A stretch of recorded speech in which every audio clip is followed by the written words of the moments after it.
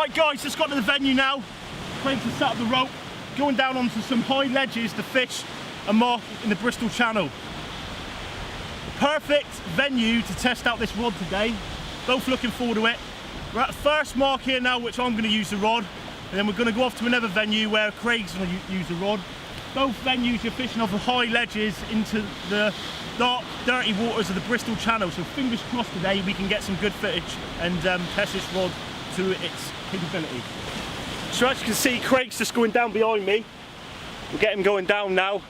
Safety all the time, always use ropes. If you're on marks where you need harnesses, always use harnesses. If you're at venues where you've never ever done rock climbing before, always go and seek professional advice. There's a lot of training centres and different things where you can get out and learn how to do this properly, and at the end of the day, if you're doing this type of fishing, you need to know what you're doing because it's very, very dangerous. See Craig going down with a rope now. It's not the biggest of heights, this venue. We've done a lot of climbing down a grass verge to get here, but it's just this last little bit where we need the rope, really. If you slip, you never want to be in that. And to be fair, as you'll see later on in this, where we've got the harness and the different things for when we're coming down through, we've also got a life jacket. Right guys, little bang, always set up a rope, proper footwear, just take your time, trust the rope. But I would say when rock climbing or doing anything where you're using a rope, always rely on your feet rather than the rope. Your rope's a backup. So take the time, right foot in. It's nothing really, this climb, but we're using ropes because of the safety. And the ropes are here, as you'll find out when we start catching fish. Nice little mark in North Devon. Google Earth is a blessing. Mark we're fishing here at the minute is around 17 to 80 yards off. We've seen the boats fishing off of here into a great depth of water. See by the tide line how fast it is when we get down here in a minute. Craig's is going down here. Right, teamwork as always. Perfect gear down now.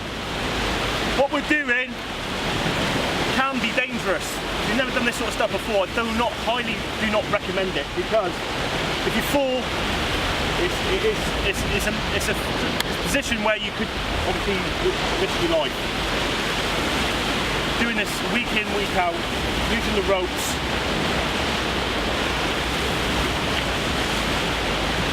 And as I said before, teamwork is the key.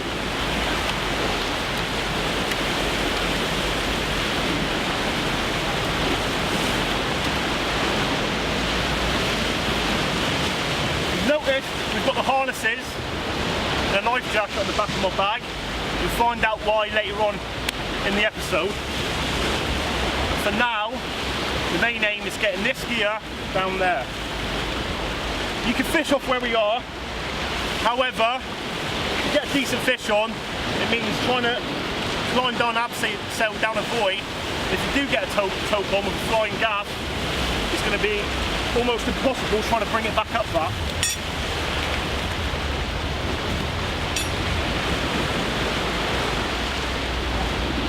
Grab that rope right in my camera bag. Nearly there. Nearly there. Footwear is always the key. Studded boots when rock fishing is a must. Trainers, no. All it takes is a little bit of a wet surface, slidey, you slip down over that and end up in that channel. It's a place I would not want to be. Second fastest tidal flow in the world.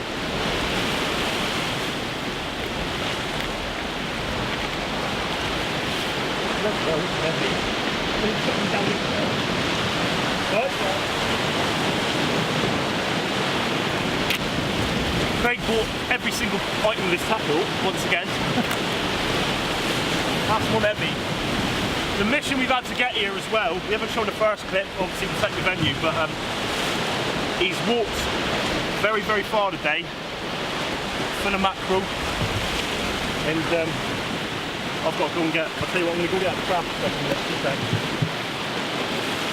I've also bought a second rod for having a go at a smooth hound.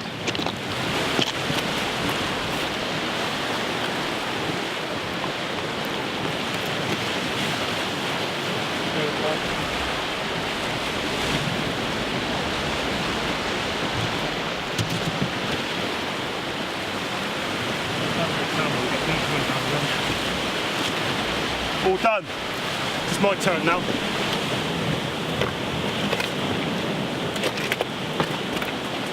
That's it. Time for fishing. Really flat conditions. I think we're in for a really good chance here today. Obviously, with tope fishing, it's either you gain or you don't, and it's a time game which me and Mr. Pope at the minute are putting a lot of time into. So hopefully, I've got one. I think Craig's going to go both out with a tope. I've got one for the tope and one for a smooth hound, but let's see what we can get out here today anyway.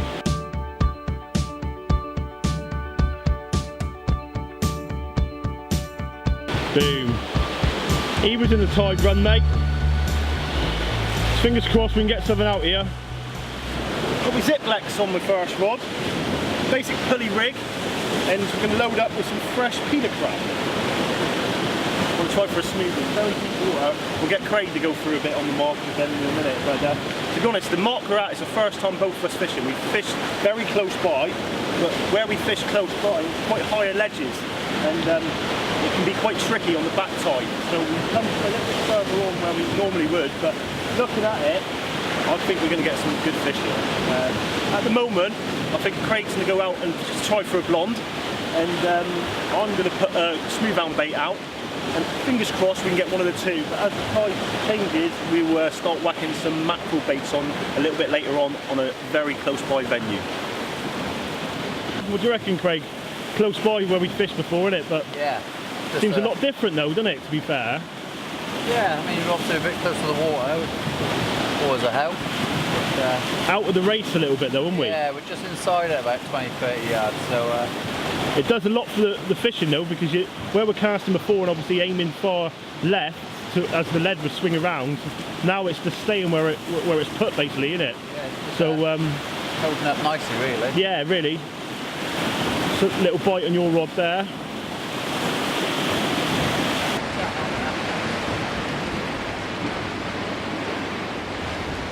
Here we are. Gurnard. Little gurnard. Nice little surprise.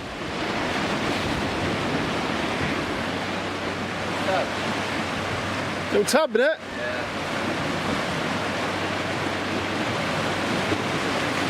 There he is. Little blonde bait on, and he's had this little fella. Little tub gurnard. There he is. Beautiful little fish. Lovely colouring, as you can see. It's going to be put back now to fight another day and get a bit bigger. He's gone. First fish of the day. Let's get some more. What do you reckon for our tope aim later on then? Hours game, but put enough of them in now, would you want? Lovely day for it. We're about to get on the Dave Barham rod in a minute. A few casts each, see how it handles, and then we'll stick a bait onto him and see if we can get one out. As you can see, they say life jackets aren't cool. Well, I'm proving today they are cool. At the end of the day, this sort of thing here, 50 or 60 quid, and the venue we're fishing at the moment is definitely a must. Only one of us are going to be landing the fish here today, so if I get one on, Craig's going to have to take over at the top, and I'm going to have to go down over and be the gaff man. Go through the gaff what we've got here in a minute, but the venue we're fishing is very high, and the only way of landing the fish is abseiling down. You've got no choice. You've got abseil down, and Craig's made up a flying gaff here today. It's a venue you need to know what you're doing. It's a venue that we wouldn't fish without the safety precautions we put in today. We've tied in and drilled in a rope which is fixed, which I'm going to need to abseil down to land the fish. But we'll go through that in a minute. I'll get Craig on the camera and go through that. One bait out at the moment, I'm fishing for smoothhound. I want to try and get a big smoothhound. I've done a lot of fishing for everything else with the stuff I've been doing lately, and I'm trying to get a smoothhound out so I can constantly put my time into tope fishing on the North Devon coastline with Craig. But Craig is in a minute at the moment making up a few tope rigs.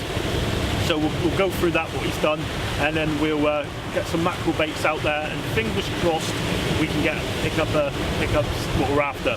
It's a time game, as obviously we said earlier, but I'm sure over the up and coming months, or maybe not the up and coming months, might be years, but I'm sure one day we will come across one. But I would like, as Craig, we're Devon lads, and we would like to get one on our home ground. And then fingers crossed, maybe next year we'll go over to Wales and take advantage of the top class tope fishing as to offer over there. But it's more of a time game over here. We get some good ones. Well, people have caught some good ones, and hopefully we can get amongst that. But I'll go down now and show you how we're about to land these fish. Okay guys, this is the reason I've got this on today. Reason being safety. As we said many times before in what we're doing in the project, everything is safety. We've got two of us here today. We've got little room, we've got a high descent, and we've got a long way down to where we got to land the fish. We know we'll get a tope off here. We know we'll. It's a time game, but we will hit a tope off here without amount of times fishing it. We will hit into one. I've hit into one very close by many years ago, but unfortunately lost it. But now, all tackled up with the right gear. I was fishing for blondes then. Got 25-pound main line, ultimate distance, big hooks, wire traces, pulley rigs, and the big Bristol channel with a big tide pushing along. And fingers crossed we can get the scent out there, get the tope baits in there, and get in. First thing, testing the gear out, making sure everything's set up correctly. Life jacket, fall in the water, Bristol channel, no. Got this in as a precaution. Now I'm going to go down here, fill a bucket of water up so we can wipe our hands off in between casting and that, and obviously test the gear out. So here we go.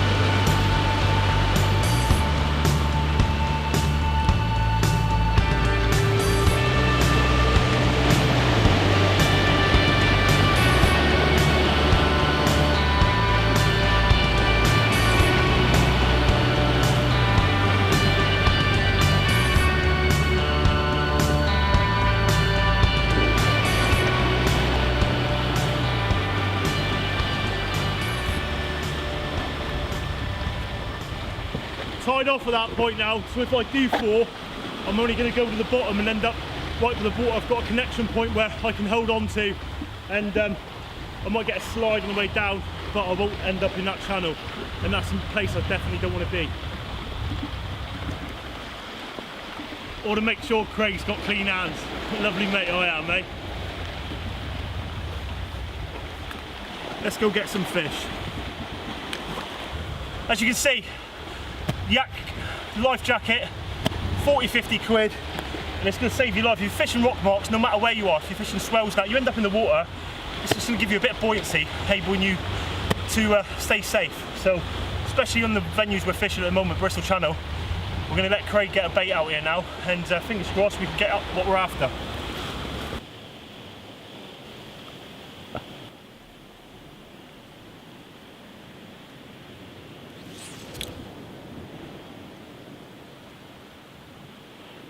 Right guys, first cast with the DB2, Dave Barham signature series. First impressions. Now we've just gone over the general points of the rod. Very nice rod bag. You could fit actually 2 rods in the rod bag, to be fair, which is always a nice idea. If you're pairing your rods up, it's nice to have one bag which you can put both of them in. Yeah, it's very stiff, very pokey. We're on the top of the rock here where we're going to take full advantage of it because we're very high up, and obviously where we're fishing, you've got to obviously leave the rod to do the hard work and obviously retrieve up and then reel into the fish and then retrieve until you get the hand line and then obviously get him up. So got a peeler crab bait on here now, so we're going to put this one out for a smooth hound. Me and Craig are going to have a few casts each with this later on a beach on the way back through, but first cast, I haven't got really much room to wind him up here, so it's going to be a basic overhead lob, and we'll see how it goes.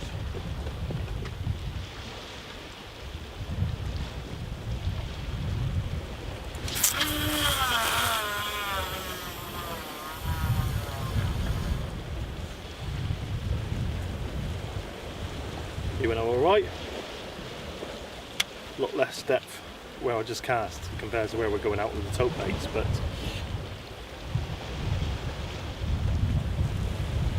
to be fair, for 179 quid, 180 quid, just under the 200 mark, I don't think you could go wrong, to be fair, for the first impressions.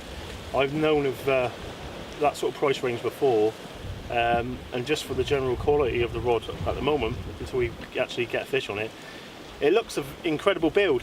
It's yeah, I'll get Craig to say a few words in a minute on his first impressions, but for me, for the first cast seems to go all right. I'm looking forward to really putting the pendulum cast in and getting him out there, to be fair, but we'll see if we can get someone on it then. Unfortunately, on the wire trace pulley rig today, on the 8.0, is this little strap conger. He's took the 8.0 right up to the back of his eye, I'm afraid, but I'm gonna have to try and get him out now. He's literally slimed all over me. So as we said, took an 8.0 mackerel bait, big bait, and to be honest, the bait was probably quarter the size of the eel. Got to get him returned now to fight another day.